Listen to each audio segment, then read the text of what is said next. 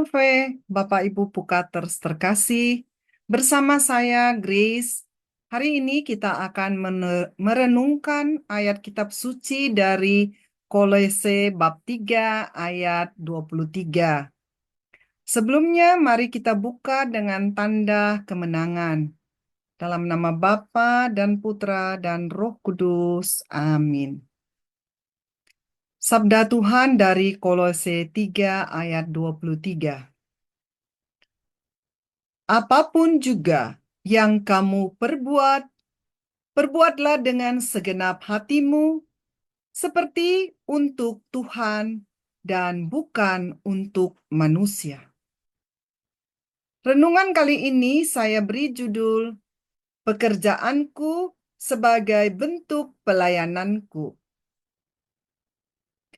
Kita semua anggota Pukat adalah pekerja yang bekerja secara profesional maupun sebagai usahawan. Namun, apakah kita sadar bahwa bekerja tidak terlepas dari pelayanan kita kepada Tuhan? Tidak membatasi ruang iman hanya pada hari Minggu atau aktivitas rohani di gereja saja. Mengacu pada ayat kitab suci yang tadi saya bacakan, dengan tegas mengingatkan kita bahwa seluruh aspek hidup, termasuk pekerjaan di kantor, di lapangan, di ruang rapat, atau di tempat usaha, adalah pelayanan kita kepada Tuhan.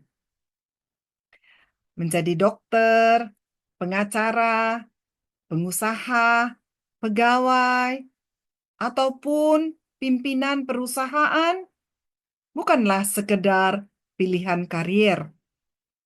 Sadarkah bahwa itu adalah panggilan?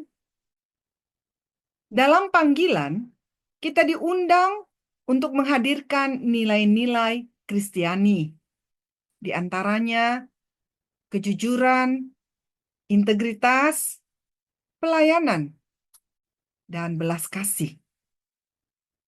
Sebagai contoh, jika posisi kita sebagai seorang manajer sumber daya manusia, PHK itu merupakan keputusan yang berat. Namun, jika diproses dengan pendekatan penuh empati dan keadilan, misalnya melalui komunikasi yang jujur, bantuan transisi, dan rasa hormat, tindakan tersebut menjadi wujud dari tanggung jawab moral. Ia tidak hanya memikirkan efisiensi perusahaan, tetapi juga kesejahteraan emosional dan masa depan karyawan yang terdampak. Dalam konteks ini, manajer tidak hanya berperan sebagai eksekutor kebijakan, tetapi sebagai pelayan keadilan dan walis asih. Melayani bukan hanya manusia, tetapi Tuhan yang hadir dalam sesama. Contoh lain, seorang pemilik toko yang tetap memilih membayar pajak secara benar. Kejujuran dalam membayar pajak ketika orang lain mungkin memilih jalan pintas adalah tindakan yang mencerminkan integritas sejati. Tindakan ini tidak hanya berdampak menjadi warga negara yang baik dalam hal membantu pembangunan negara, tetapi juga secara spiritual karena ia memilih bertindak berdasarkan hati nurani, bukan sekedar kalkulasi untung rugi. Ia mempersembahkan kerja dan laba sebagai bentuk pelayanan kepada Tuhan. Percaya bahwa berkat sejati tidak selalu diukur dari margin keuntungan, melainkan dari kesetiaan pada nilai-nilai yang benar. Bagaimana jika sebaliknya pemilik atau atasan meminta akuntannya untuk membuat laporan keuangan yang nampak bagus kinerjanya, tetapi tidak sesuai dengan realitanya. Ini tentu akan menimbulkan dilema dan konflik batin dalam diri akuntan tersebut. Dunia nyata menunjukkan bahwa banyak kantor akuntan bubar karena masalah integritas. KAP yang dulunya Big Eight kini tinggal menjadi Big Four. Hal-hal ini menunjukkan bahwa pekerjaan sehari-hari merupakan bentuk pelayanan kita kepada Tuhan dan sesama. Bekerja dengan hati yang bersih dan niat yang benar berarti membawa nilai-nilai ilahi ke dalam dunia nyata. Pelayanan tidak selalu berarti membuat renungan atau berkhotbah saja atau membuat komunitas doa. Pelayanan juga terjadi ketika kita menepati janji kepada klien, membimbing staf muda dengan sabar, menolak sogokan, atau tetap lembut meski ditekan situasi. Sebagai sharing saya juga selalu berusaha melayani mahasiswa dengan baik, dengan memberi jadwal konsultasi yang terjadwal dan konsisten untuk memberi konsultasi di jadwal tersebut.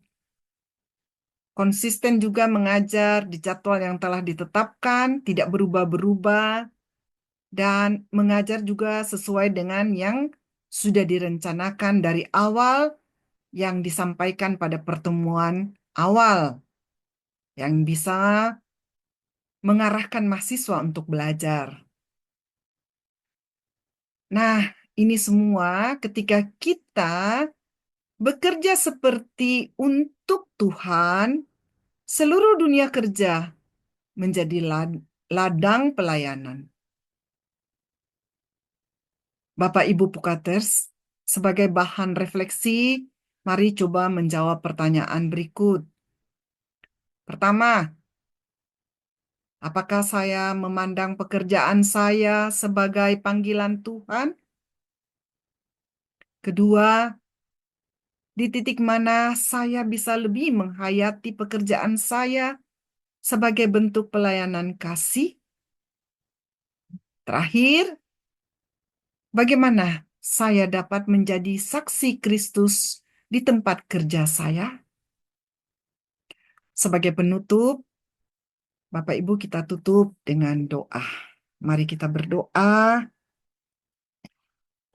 Allah Bapa yang Maha Baik, terima kasih karena Engkau memanggil kami bukan hanya untuk berdoa di gereja, tetapi juga untuk melayanimu melalui pekerjaan kami. Berikanlah kami keberanian untuk setia dalam hal-hal kecil dan besar. Biarlah setiap tanggung jawab yang kuterima menjadi kesempatan untuk memuliakan namamu. Doa ini kami panjatkan melalui perantaraan Yesus Kristus, Tuhan dan pengantara kami. Amin. Demi nama Bapa dan Putra dan Roh Kudus. Amin.